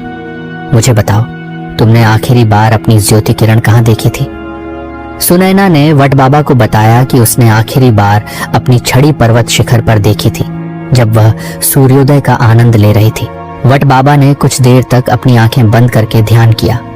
फिर उन्होंने कहा, शरारती हवा, यह कोई साधारण हवा नहीं थी। मुझे लगता है कि यह वायु परी चंचलिका का काम हो सकता है। वह अक्सर चीजों को उड़ा ले जाती है और फिर उन्हें कहीं और रख देती है, बस मजे के लिए। चंचलिका? सुनैना ने आश्चर्य से पूछा। लेकिन वह ऐसा क्यों करेगी? चंचलिका थोड़ी शरारती है सुनैना, उसे दूसरों को परेशान करने में मजा आता है। वह शायद तुम्हारी छड़ी को किसी गुप्त स्थान पर छिपा दिया होगा, तुम्हें उसे ढूंढना होगा, वट बाबा ने सलाह दी। मेरी मानो तो सबसे पहले तुम इंद्रधनुषी झरने के पास जाओ। चंचलिका को चमकीली चीजें बहुत पसंद हैं और झरने के पास अक्सर इंद्रधनुषी रंग बिखरे रहते हैं। सुनैना ने वट बाबा को धन्यवाद दिया और तुरंत इंद्रधनुषी झरने की ओर उड़ चली। झरने का पानी ऊंची चट्टानों से नीचे गिरता था और सूरज की रोशनी में अनगिनत रंगों में चमकता था। सुनैना ने झरने के चारों ओर ध्यान से देखा, हर चमकती हुई बूंद और हर रंगीन पत्थर की जांच की, लेकिन उसे अपनी ज्योति किरण कहीं नहीं मिली। थोड़ी निराश होकर सुनैना झरने के किनारे बैठी और सोचने लगी। चंचलिका शरारती जरूर है, लेकिन वह इतनी बुरी नहीं है कि किसी की महत्वपूर्ण चीज को हमेशा के लिए गायब कर दे। शायद उसने छड़ी को कहीं ऐसी जगह रखा होगा जहां उसे ढूंढना मुश्किल हो, लेकिन असंभव नहीं। तभी सुनैना को याद आया कि चंचलिका को पहेलियां और रहस्य बहुत पसंद है। शायद उसने ज्योति किरण को ढूंढने के लिए कोई सुराग छोड़ा होगा। उसने झरने के आसपास और ध्यान से देखना शुरू किया। कुछ देर बाद उसे एक छोटी सी रंगीन पत्थर दिखाई दिया, जो बाकी पत्थरों से अलग था। उस पर एक अजीब सा चिन्ह बना हुआ था, एक उड़ती हुई पत्ती। सुनैना को याद आया कि चंचलिका अक्सर उड़ती हुई पत्तियों के बारे में बातें करती थी। उसे वे बहुत प्यारी लगती थी। क्या यह कोई सुराग हो सकता है? सुनैना ने पत्थर उठाया और उसे ध्यान से देखा। पत्थर गर्म था, जैसे कि उसे अभी अभी कहीं से लाया गया हो। इसका मतलब था कि चंचलिका आसपास ही कहीं रही होगी। सुनैना ने उड़ती हुई पत्ती के चिन्ह का पीछा करने का फैसला किया। वह झरने के ऊपर की ओर उड़ी जहां से पानी गिरता था। चट्टानों के बीच उसे एक और पत्थर मिला जिस पर एक और चिन्ह बना हुआ था, एक चमकता हुआ सितारा। चंचलिका को रात का आसमान और तारे बहुत पसंद थे। सुनैना का दिल उम्मीद से भर गया। ये जरूर चंचलिका का छोड़ा हुआ रास्ता था। उसने सितारे के चिन्ह का पीछा किया और उसे एक घने जंगल में ले गया जहां बड़े बड़े पेड़ अपनी शाखाओं को आपस में मिलाते हुए एक प्राकृतिक गुंबद बनाते थे। जंगल में अंधेरा और शांत था। सुनैना को थोड़ी घबराहट हुई क्योंकि वह आमतौर पर रात में इस जंगल में नहीं आती थी, लेकिन अपनी इस ज्योति किरण को वापस पाने की इच्छा शक्ति ने उसे आगे बढ़ने की हिम्मत दी। उसे एक और पत्थर मिला जिस पर एक मधुर संगीत वाद्य यंत्र का चिन्ह बना हुआ था, एक छोटी सी बांसुरी। चंचलिका को संगीत से भी बहुत प्यार था और वह अक्सर जंगल में बैठकर मधुर धुनें सुना करती थी। सुनैना अब और भी उत्साहित हो गई। वह जानती थी कि वह सही रास्ते पर जा रही है। उसने बांसुरी के चिन्ह का पीछा किया और वह उसे एक छोटे से खुले मैदान में ले गया जहां रात में जुगनू टिमटिमाते थे और फूलों की भीनी खुशबू हवा में फैली हुई थी। मैदान के बीच में उसे एक बड़ा सा पत्थर मिला जिस पर कई सारे चिन्ह बने हुए थे, उड़ती हुई पत्ती, चमकता हुआ सितारा, बांसुरी और एक छोटा सा सुनहरा फूल। सुनैना समझ गई कि यह आखिरी सुराग था। उसने ध्यान से पत्थर पर बने सभी चिन्हों को देखा और सोचने लगी कि इन सभी चीजों में क्या समानता है। पत्ती उड़ती है, सितारा चमकता है, बांसुरी मधुर ध्वनि करती है और फूल सुंदर होता है। ये सभी चीजें प्रकृति से जुड़ी हुई हैं और इनमें कुछ खास गुण हैं। तभी सुनैना को याद आया कि चंचलिका का एक गुप्त ठिकाना था, एक पुरानी खोखली बरगद का पेड़ जो मैदान के किनारे पर खड़ा था। चंचलिका अक्सर वहां बैठकर अपने शरारती विचारों पर काम करती थी। क्या यह संभव है कि ज्योति किरण वहीं छिपी हो? सुनैना तुरंत बरगद के पेड़ की ओर उड़ी। पेड़ बहुत बड़ा और पुराना था और उसके तने में एक बड़ा सा खोखला था जो अंदर से अंधेरा दिख रहा था। सुनैना धीरे से खोखले के अंदर झांकी। अंदर अंधेरा था, लेकिन सुनैना की जादुई आंखें धीरे धीरे अंधेरे में देखने लगी और फिर उसकी आंखें चमक उठी। खोखले के एक कोने में एक नरम काय के बिस्तर पर उसकी प्यारी ज्योति किरण चमक रही थी। सुनैना खुशी से चिल्ला पड़ी और तुरंत अंदर उड़ गई। उसने अपनी छड़ी को उठाया और उसे अपने हाथों में कसकर पकड़ लिया। नीलमणि का पत्थर उसकी उंगलियों के बीच गर्मजोशी से चमक रहा था। उसे अपनी शक्ति वापस मिल गई थी। तभी पेड़ के खोखले के पीछे से एक शरारती हंसी सुनाई दी। चंचलिका बाहर निकली। उसकी आंखें शरारत से चमक रही थी। तुम्हें मेरी पहेली कैसी लगी सुनैना? उसने हंसते हुए पूछा। मुझे पता था कि तुम इतनी बुद्धिमान हो कि इसे सुलझा लोगी। सुनैना को पहले तो थोड़ी गुस्सा आया कि चंचलिका ने उसे इतनी परेशानी में डाला, लेकिन फिर उसे एहसास हुआ कि चंचलिका ने सिर्फ एक शरारत की थी, उसका कोई बुरा इरादा नहीं था। चंचलिका, तुम्हारी पहेली बहुत मुश्किल थी, सुनैना ने मुस्कुराते हुए कहा, लेकिन मुझे खुशी है कि मैंने इसे हल कर लिया और अपनी ज्योति किरण वापस पा ली। मुझे पता था कि तुम कर लोगी। चंचलिका ने कहा, तुम्हारी छड़ी बहुत खास है सुनैना। मैं बस देखना चाहती थी कि तुम इसे वापस पाने के लिए कितनी कोशिश करती हो। अब जब मुझे मेरी छड़ी मिल गई है तो मुझे वापस स्वर्णिम घाटी जाना होगा, सुनैना ने कहा। वहां मेरा इंतजार हो रहा होगा, क्या मैं तुम्हारे साथ चल सकती हूँ? चंचलिका ने पूछा। मैंने कभी स्वर्णिम घाटी नहीं देखी है। सुनैना को चंचलिका के साथ जाने में कोई आपत्ति नहीं थी। वह जानती थी कि चंचलिका थोड़ी शरारती जरूर है, लेकिन उसका दिल अच्छा है। जरूर चंचलिका, सुनैना ने कहा, तुम मेरे साथ चल सकती हो। और इस तरह सुनैना अपनी खोई हुई जादुई छड़ी के साथ और अपनी नई दोस्त चंचलिका के साथ वापस स्वर्णिम घाटी की ओर उड़ चली। घाटी के ऊपर सूरज चमक रहा था और फूलों की खुशबू हवा में तैर रही थी। सुनैना ने अपनी ज्योति किरण को हवा में लहराया और घाटी में एक बार फिर शांति और सद्भाव छा गया। ये तो सिर्फ शुरुआत थी। सुनैना और चंचलिका की दोस्ती में कई और रोमांचक मोड़ आने वाले थे और स्वर्णिम घाटी को अभी और भी कई चुनौतियों का सामना करना बाकी था। स्वर्णिम घाटी में वापस आकर सुनैना और चंचलिका का गर्मजोशी से स्वागत किया गया। घाटी की अन्य परियां चिंतित थीं जब उन्होंने सुना कि सुनैना की जादुई छड़ी खो गई थी और वे उसे सुरक्षित देखकर बहुत खुश हुई। वट बाबा ने अपनी विशाल शाखाओं से आशीर्वाद दिया और चंचलिका को भी स्नेह से देखा। चंचलिका स्वर्णिम घाटी की सुंदरता देखकर दंग रह गई। उसने पहले कभी इतने रंगीन फूल, इतने ऊंचे झरने और इतने शांत तालाब नहीं देखे थे। घाटी की परियों ने उसे अपने जादुई करतब दिखाए, फूलों को पल भर में खिलाया और हवा में अद्भुत आकृतियां बनाई। चंचलिका की शरारती आंखें विस्मय से चमक रही थीं। कुछ दिन स्वर्णिम घाटी में शांति और खुशी से बीते। सुनैना अपनी जिम्मेदारियों में व्यस्त हो गई, घाटी के पौधों और प्राणियों की देखभाल करने लगी। चंचलिका ने भी परियों के साथ दोस्ती कर ली और अपनी शरारतों से उन्हें हंसाती रही। हालांकि उसने यह सुनिश्चित किया कि उसकी शरारतें किसी को नुकसान न पहुंचाएं। एक शाम जब सुनैना और चंचलिका एक शांत झील के किनारे बैठी थी, सुनैना ने गहरी सांस ली। चंचलिका, उसने कहा, तुम्हारी मदद के बिना मैं कभी भी अपनी ज्योति किरण वापस नहीं पा पाती। मैं तुम्हारी आभारी हूं। अरे, इसमें मेरी कोई बड़ी भूमिका नहीं थी। चंचलिका ने शर्माते हुए कहा, मुझे तो बस थोड़ा सा मजा आ रहा था, लेकिन सच कहूं तो तुम्हारी छड़ी बहुत खूबसूरत है। उसमें सच में जादू है। तभी झील का पानी अचानक कांपने लगा। शांत सतह पर लहरें उठने लगीं और पानी का रंग धीरे धीरे गहरा होने लगा। सुनैना और चंचलिका ने एक दूसरे की ओर देखा। उनके चेहरे पर चिंता छा गई। स्वर्णिम घाटी में ऐसा कभी नहीं हुआ था। झील के बीच में पानी का एक बवंडर उठने लगा और उसमें से एक भयानक आकृति निकली। ये एक काला नाग था, जिसकी आंखें जलते हुए कोयले की तरह लाल थीं और जिसके शरीर से काली धुंध निकल रही थी। ये कालिया था, अंधेरी वादियों का दुष्ट जादूगर, जो हमेशा स्वर्णिम घाटी की शांति भंग करने की कोशिश करता था। कालिया की भयानक उपस्थिति से घाटी की सभी परियां डर गईं। वे छिपने के लिए इधर उधर भागने लगीं।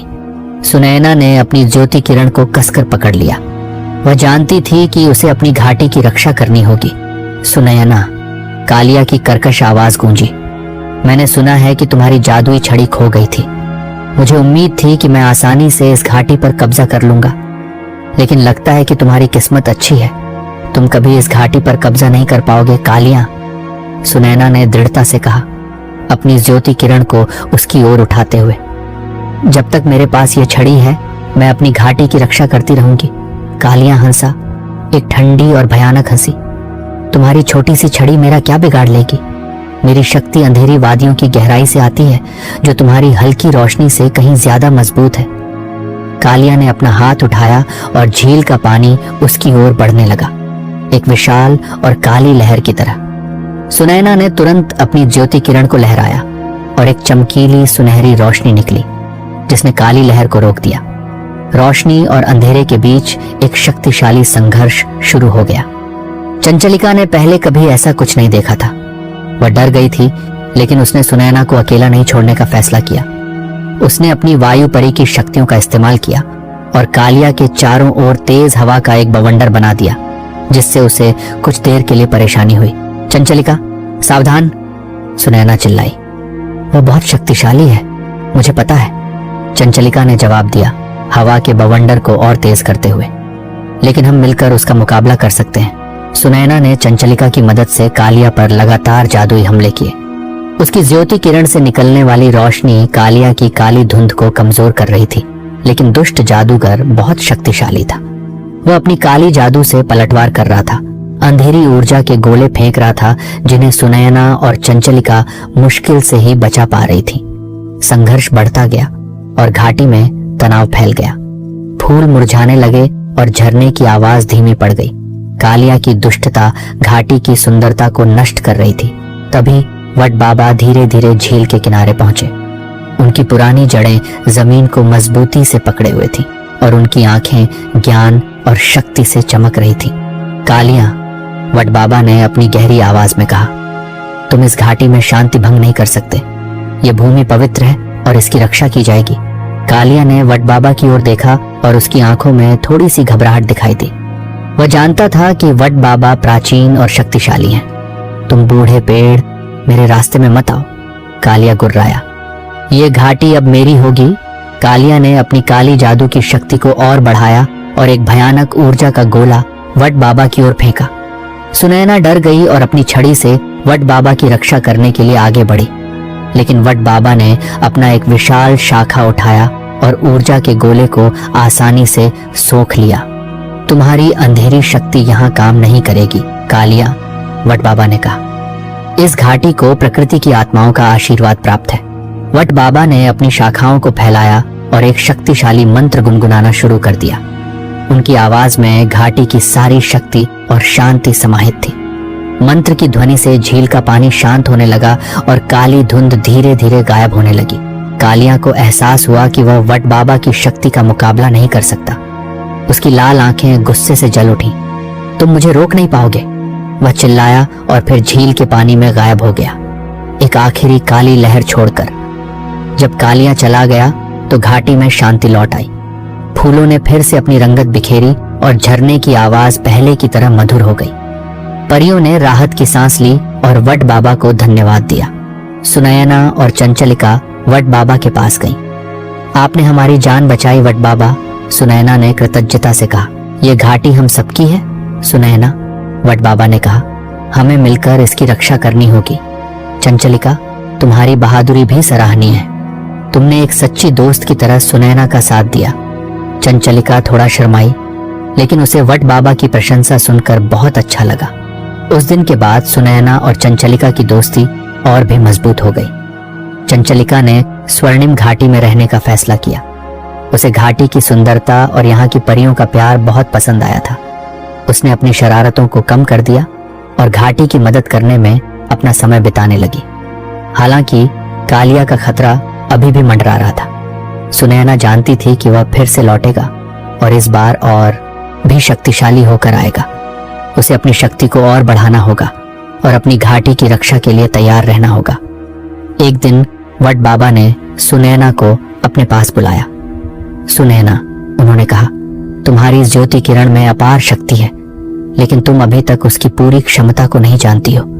तुम्हें अपनी शक्ति को और विकसित करने के लिए एक कठिन यात्रा पर जाना होगा। यात्रा? सुनैना ने आश्चर्य से पूछा। कहाँ जाना होगा? तुम्हें प्राचीन ज्ञान के झरनों की तलाश करनी होगी, वट बाबा ने कहा।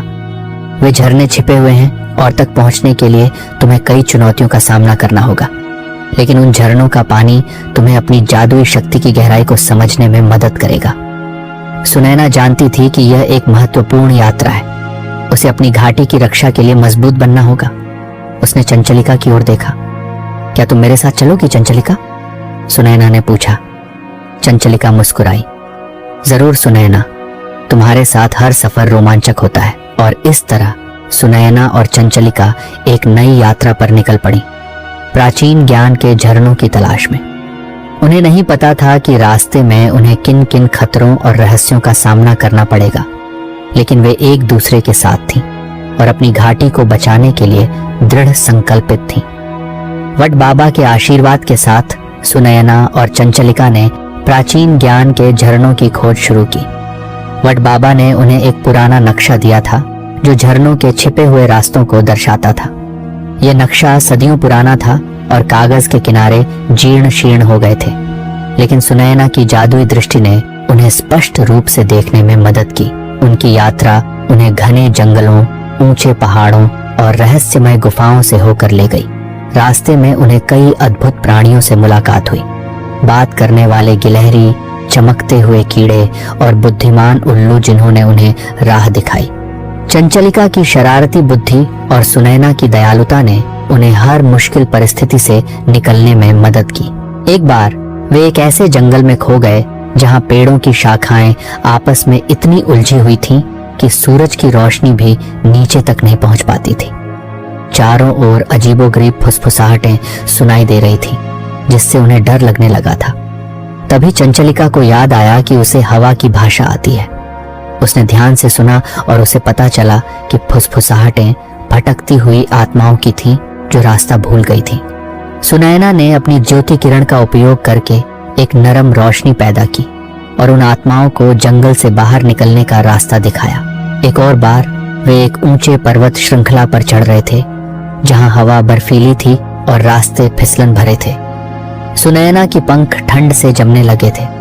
तभी चंचलिका ने अपनी वायु परी की शक्तियों का उपयोग करके उनके चारों ओर गर्म हवा का एक घेरा बना दिया, जिससे उन्हें चढ़ने में आसानी हुई। हर चुनौती ने सुनैना और चंचलिका के बीच दोस्ती को और मजबूत किया। उन्होंने एक दूसरे की शक्तियों का सम्मान करना सीखा और मिलकर काम करने का महत्व समझा। कई दिनों की यात्रा के बाद वे नक्शे पर दिखाए गए पहले झरने के पास पहुंचे। ये एक शांत गुफा के अंदर छिपा हुआ था, जहां क्रिस्टल की दीवारें इंद्रधनुषी रंगों में चमक रही थी। झरने का पानी धीरे धीरे एक छोटे से तालाब में गिर रहा था और उस पानी से एक शांत और शक्तिशाली ऊर्जा निकल रही थी। वट बाबा ने सुनैना को बताया था कि प्रत्येक झरने का पानी जादुई शक्ति का एक अलग पहलू प्रदान करता है। पहले झरने का पानी अंतर्ज्ञान का जल था। सुनैना ने तालाब के किनारे बैठकर अपनी ज्योति किरण को पानी में डुबोया। पानी तुरंत चमक उठा और एक नरम रोशनी सुनैना के शरीर में प्रवेश कर गई। उसे अचानक अपने अंदर एक नई स्पष्टता महसूस हुई, जैसे कि वह अब अपने अंतर ज्ञान की आवाज को पहले से कहीं ज्यादा स्पष्ट रूप से सुन सकती थी। यह अद्भुत है, सुनैना ने विस्मय से कहा। मैं अब महसूस कर सकती हूँ कि क्या सही है और क्या गलत। बिना किसी संदेह के चंचलिका ने भी उत्सुकता से तालाब के पानी को छुआ। उसे अपने अंदर एक नई शांति और स्थिरता महसूस हुई। पहले झरने से शक्ति प्राप्त करने के बाद सुनैना और चंचलिका ने अपनी यात्रा जारी रखी। नक्शा उन्हें दूसरे झरने की ओर ले गया, जो एक विशाल और प्राचीन वृक्ष की जड़ों के नीचे छिपा हुआ था। इस झरने का पानी सहानुभूति का जल था। जब सुनैना ने इस पानी में अपनी ज्योति किरण को डुबोया तो उसे दुनिया के सभी प्राणियों के दर्द और खुशी को महसूस करने की क्षमता मिली। उसका हृदय करुणा से भर गया और उसने सभी जीवित प्राणियों के प्रति और भी अधिक प्रेम महसूस किया। चंचलिका ने भी इस पानी को छुआ और उसे दूसरों की भावनाओं को समझने की एक नई क्षमता मिली। उसकी शरारतें अब और भी सोच समझकर होने लगी, क्योंकि वह जानती थी कि उसकी एक्शंस दूसरों को कैसे प्रभावित कर सकती हैं। उनकी यात्रा का तीसरा और अंतिम झरना सबसे दुर्गम स्थान पर स्थित था, एक ऊंचे पर्वत शिखर पर, जहां हमेशा बर्फ जमी रहती थी। इस झरने का पानी संकल्प का जल था। बर्फीली हवाओं और फिसलन भरे रास्तों का सामना करते हुए सुनैना और चंचलिका आखिरकार झरने तक पहुंची। जब सुनैना ने अपनी ज्योति किरण को इस ठंडे पानी में डुबोया तो उसे अपने अंदर अदम्य साहस और दृढ़ संकल्प की एक नई शक्ति महसूस हुई। उसे अब किसी भी चुनौती का सामना करने का आत्मविश्वास था। चंचलिका ने भी इस पानी को छुआ और उसे अपने लक्ष्यों को प्राप्त करने के लिए कभी हार न मानने का दृढ़ संकल्प मिला। तीनों झरनों के ज्ञान और शक्ति से समृद्ध होकर सुनैना और चंचलिका स्वर्णिम घाटी लौट आई। वे पहले से कहीं ज्यादा मजबूत और बुद्धिमान थी। सुनैना अब अपनी ज्योति किरण की पूरी क्षमता को समझती थी और जानती थी कि वह अपनी घाटी की रक्षा करने के लिए कुछ भी कर सकती है। स्वर्णिम घाटी में उनका स्वागत नायकों की तरह हुआ। सभी परियां उनकी बहादुरी और सफलता से बहुत खुश थीं। वट बाबा ने उन्हें स्नेह से देखा और कहा, तुमने महान ज्ञान प्राप्त किया है सुनैना। अब तुम अपनी घाटी की सच्ची संरक्षिका बनने के लिए तैयार हो, लेकिन उनकी शांति ज्यादा देर तक नहीं टिकी। कुछ ही दिनों बाद आकाश में काले बादल छा गए और एक ठंडी हवा घाटी में बहने लगी। कालिया वापस आ गया था और इस बार वह पहले से कहीं ज्यादा शक्तिशाली लग रहा था। उसके साथ अंधेरी वादियों के अन्य दुष्ट प्राणी भी थे, छाया नाग, विषैले कीड़े और उड़ने वाले दानव। कालिया और उसकी सेना ने स्वर्णिम घाटी पर हमला कर दिया। परियां डर गईं और छिपने लगीं, लेकिन सुनैना और चंचलिका ने बहादुरी से उनका सामना करने का फैसला किया। सुनैना ने अपनी ज्योति किरण उठाई और उससे एक तेज रोशनी निकली, जिसने अंधेरी सेना को पीछे धकेल दिया। उसने अंतर्ज्ञान के जल की शक्ति का उपयोग करके कालिया की अगली चाल का अनुमान लगाया और उसे विफल कर दिया। फिर उसने सहानुभूति के जल की शक्ति का उपयोग करके अपने और अपनी साथियों के चारों ओर एक सुरक्षात्मक कवच बनाया, जिससे वे कालिया के हमलों से सुरक्षित रहे। चंचलिका ने अपनी वायु परी की शक्तियों का उपयोग करके दुश्मनों के बीच भ्रम पैदा कर दिया। उसने तेज हवा के बवंडर बनाए और उड़ने वाले दानवों को नीचे गिरा दिया। वट बाबा ने भी अपनी प्राचीन शक्ति का प्रदर्शन किया। उन्होंने अपनी विशाल जड़ों से जमीन को हिला दिया और दुश्मनों को उलझा दिया। उनकी शाखाओं से निकलने वाली जादुई ऊर्जा ने कई दुष्ट प्राणियों को भगा दिया, लेकिन कालिया बहुत शक्तिशाली था।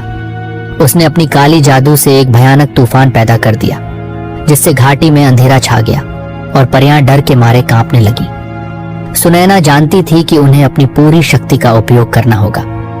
उसने गहरी सांस ली और संकल्प के जल की शक्ति को अपने अंदर प्रवाहित होने दिया। उसकी आंखें दृढ़ संकल्प से चमक उठी।